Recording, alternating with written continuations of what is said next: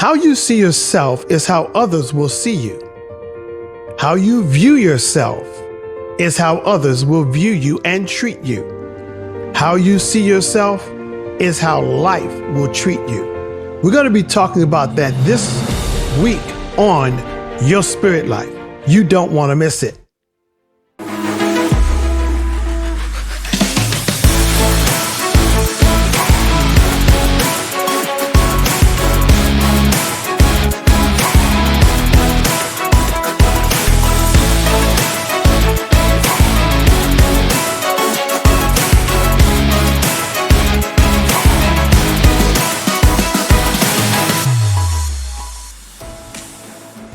Welcome to this installment of Your Spirit Life. Today we're going to be teaching on a very powerful principle. I did a wow moment a few weeks back on how do you see yourself is the way others will see you. And I told the story of the young prince who had a deformity, and he requested of his father that his father would erect a statue in his image, but not as he is presently, not as he was at the age of 12, he's going on 13, but he wanted him to erect a statue that showed how he would look if he was perfectly erect, if he was the ideal picture of an ideal physical specimen, I guess is what I want to say. And so his father relented at first, but then he said, okay, all right, son, because I love you, we're going to do this. We're going to erect this statue. And he did. And his son said, wait, Father, I want you to understand. I don't want you to make the statue as I am. I want you to erect this statue as me standing erect with perfect posture, handsome, strong, vibrant, ready to take over the leadership of our nation. And his father erected the statue.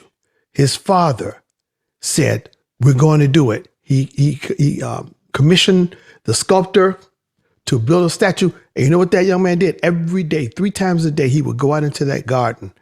He would get up, he could see the statue from his room, but he would go out there and every day he would contort his body and he would envision and imagine himself being shaped into this statue that he's looking at, this image, this visage that has been placed before him. He did that from the age of 13 up until right before his 21st birthday.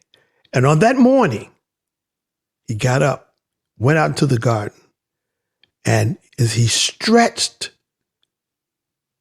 on the date of his birth, he stood up erect, eye to eye with that statue. Yes, he did. He stood eye to eye with that statue, and everyone marveled.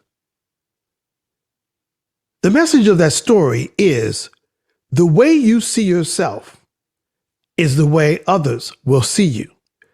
And it's also the way your life will go. So we're going to be talking about that this week on Your Spirit Life. So let's get into it. There's an account in the book of Numbers, 13th chapter, the 33rd verse.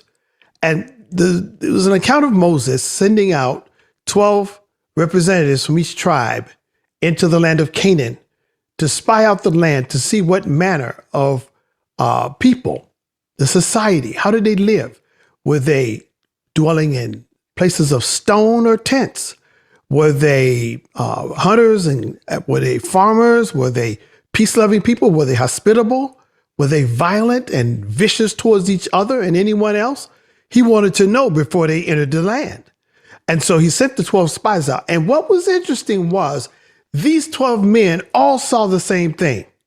They saw the same land, the same people. They talked about the grapes were the size of pomegranates. I've never seen a grape the size of a pomegranate, but I would love to bite into one. Well, they saw grapes so large that it took 2 men to carry them on a staff between them. It was a land that flowed with milk and honey. But there was a huge but. The land was filled with giants. The people were men and women. They said all the people were of great stature. They said all of the people are of great stature. And then this was the kicker. Verse 33 says, and we were as grasshoppers in our own eyes, and so were we in theirs. My question to you, how do you see yourself in your environment, in your circumstances? Are you intimidated by those who seem greater, stronger, wiser, more wealthy, better off than you, so it would seem? How many times have we allowed what we see to prejudice us against an entire group of people, an individual, a community, a position, a profession? We make a decision without knowing the facts, without looking at the situation as God would see it. That means you're seeing it with a spiritual eye, not with the eye of the natural or the physical. Because remember, spirituality is superior to anything physical, because the things physical are made up of things which are invisible. So in this particular account, these men with one voice said, and then we saw the giants, the sons of Anak, who come from the giants. And oh my gosh, we were terrified. We saw ourselves, what they're basically saying, we saw ourselves as grasshoppers. They literally within their minds became as grasshoppers. Now that word grasshoppers in the Hebrew is the same as the word locust. And locusts are pests. They come, they eat up the vegetation, they eat up the grass, they eat up everything. All the vegetation, they destroy the trees. They're pests. And they saw themselves as pests under the feet of these people who were of giant stature. Now, God had demonstrated to them his ability to deliver them from human giants. The Egyptians pretty much ruled a good part of the world at that time. They had a powerful army, they had treasuries and so forth.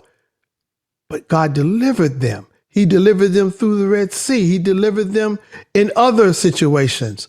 But in this one, because what they saw was seemingly larger than what they could handle, they backed down away from the promise of God.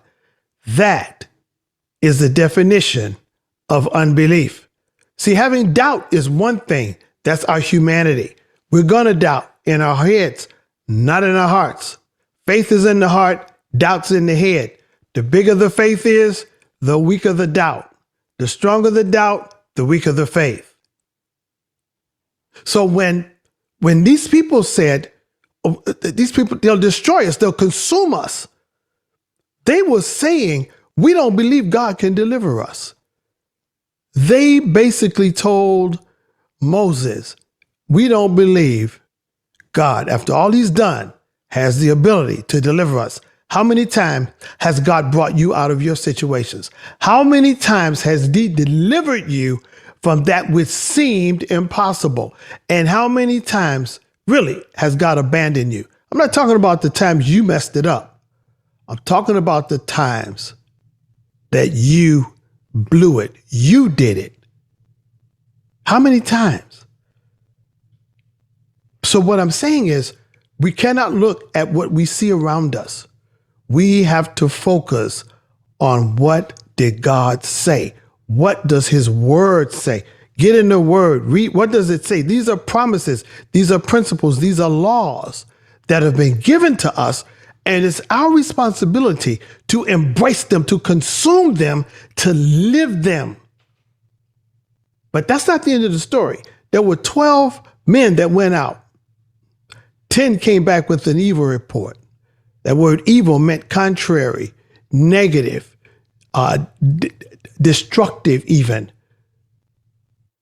But there were 2 who had a good report, Caleb and Joshua. They said, Moses, we're well able. They didn't care about what they saw. They knew what they'd seen their God do.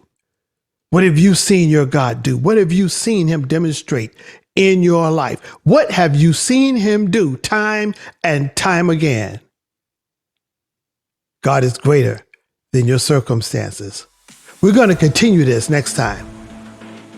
But until then, allow God's grace to continue to flow in your life as a mighty river. And I salute the God, the divinity, the kingship that is within you. Have a blessed and amazing day. God bless.